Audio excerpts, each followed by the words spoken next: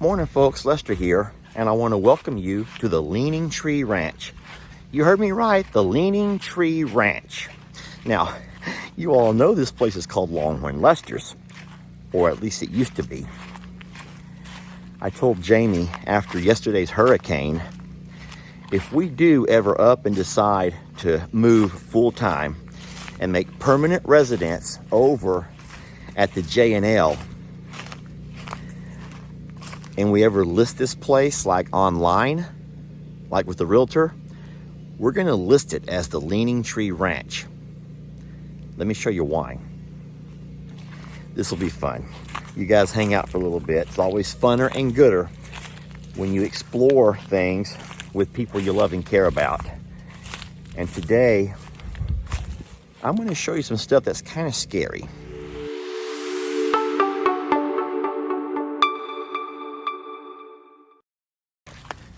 I have a question for you, a very serious question. We see you hiding from us. You ain't gonna hide from nobody.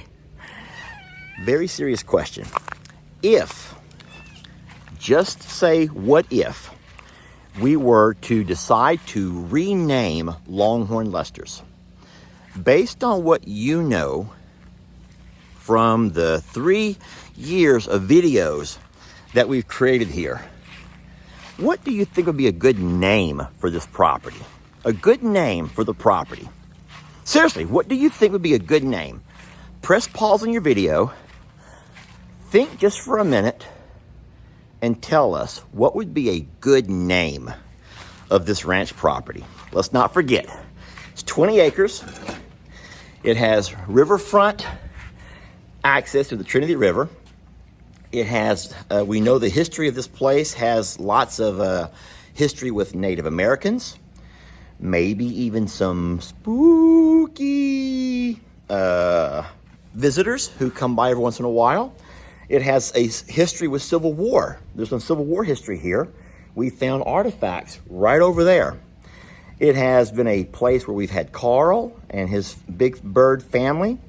We've raised goats, and we've lost a few really amazing animals. You guys already know that, like Mr. Huck, for example, Sweet Pebbles, man, and so many more. Chip, most recently. But no, I'm just kind of thinking of all the things that have happened here. We've had some ups and some downs, y'all. But real fast, what do you think would be a really good name of this property if, in fact, we were going to rename it? That is the first thing I want you to comment on, and then watch the video. So anyone who's been following the channel for a while probably will recognize this spot. This is Lester's prayer place, and it's always been a really special spot for me. A very nice place to come, get in a hammock, and I can just kind of rock myself back and forth, swing myself back and forth as I, just have a little one-on-one with God. However, there's been a couple of things happen after yesterday's hurricane that has kind of got me a little spooked about lying in my hammock over here, right here alongside this very steep drop-off. Guys, I hate to say it because it's going to add to that whole thing about, is Longhorn Lester's cursed? Is there a curse at Longhorn Lester's? But with yesterday's storm, I want you to notice over here, there's 2 pine trees that have a very definite lean to them. I'll zoom into one right over here. And there's another one a little bit closer. Hard to see because of the limbs in front of it. Let me move over. I'll walk along the ridge and show you. And if you think this is nothing, I got a few more to show you that's going to really blow your socks off. Let me get over here where I can see. I'm trying to watch where I'm stepping. Look at that one. Look at the lean of that one over there, friends. And so with the wind yesterday coming from this direction over here, we were blessed not to have lost any big trees across the entire property. Or have we? Walk with me along the ridge here, and I'll show you something. Take a walk with me. You all know that when we built the fence along here, I built it far enough off of the drop-off because you know that there's going to be, over time, there's going to be some erosion. Mr. Dub warned me about that. He told me every year you lose a few inches off of this hill. So when I built the fence, I wanted to put it back far enough to know that if we do end up losing a couple of inches each year, I still have many, many years in front of me that not to worry about my fencing. Well, I would say that the rate of erosion has been greatly magnified. And I'm going to show you where, right over here. All right, so I'm still walking along the ridge. And as you guys can look down and see how far of a drop this is, I want you to also notice how close this drop off is getting to my fencing. We have a post in the ground right there. That's been cemented in, but there is a very shallow, very narrow walk space here between my fence and the drop off. Now, all of the most recent erosion, though, is right here. You can actually see the red clay protruding out. You also see a number of limbs that have fallen off. I think when the water hits and begins to slide down this hill, anything that's not rooted in deep, and you can see there's not very much root system here, has just all slid right off down the ridge there, which is quite scary. But it gets even worse as you're walking over here. Let me show you something kind of frightening. This was an old, some kind of a flower area that Miss Sharon had planted. So there was a time during Miss Sharon and Mr. Dub's tenure here that she would actually come over here and plant stuff and have a flower garden of some sort, or some kind of a plant bed. Well, all of that's already gone off down the hill. So the rate of erosion is pretty darn fast. Here's another sign. This post over here was something that Mr. Dub had put in the ground for Miss Sharon.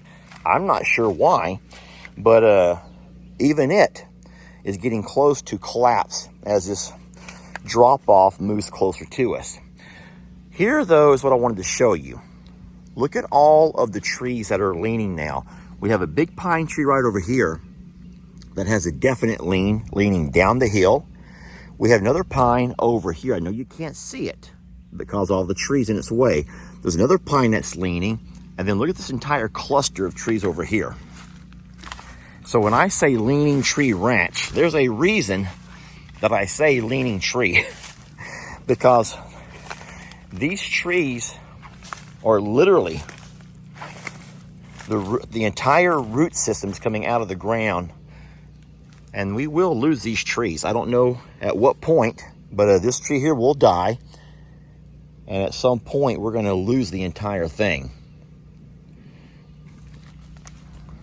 which is really scary. This pine tree over here sits right on the edge. It actually extends over the edge. I don't know how we've not already lost that thing. And then, of course, as we walk on around, there's even more. Pine tree there that's leaning. So leaning tree ridge, it may be a joke and may be fun to laugh about and talk about, but there's absolutely a lot of truth to it. Don't you guys remember last year when the cows were here? And the cows were walking across here. There'd be no way a cow would walk across here now.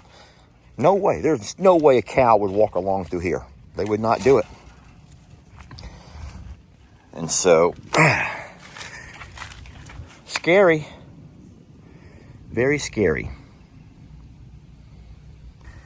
All right, so something that's not related to the Leaning Tree Ranch video, but it's also something I want to show you and talk about, is how wonderful these little guys are looking. Do y'all remember like 3 weeks ago when we loaded them up and brought them over, how woolly they were? They had a lot of fiber, a lot of wool still on them, and that was a sign to us that they must have been, had really bad worms. But we gave them the ivermectin, I think was the dewormer that we gave them. And in the last couple of weeks, they have really slicked down. So if you don't know this about donkeys, American donkeys should be slick, especially in your spring and summer. And if you have a donkey that has a lot of wool when temperatures are hot, and they shouldn't, yep, see, he's like, yep, you're right, then that means they're eat up with worms. And so we're so blessed that they've slicked down nice and pretty, and that lets us know that they're a whole lot healthier on the inside than what they were before. Y'all feel healthy too, don't you? Y'all feel really healthy?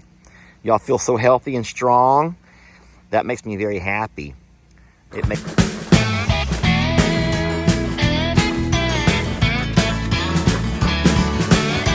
Don't let your troubles fester. Come watch Longhorn Lester. Yeah, something like that.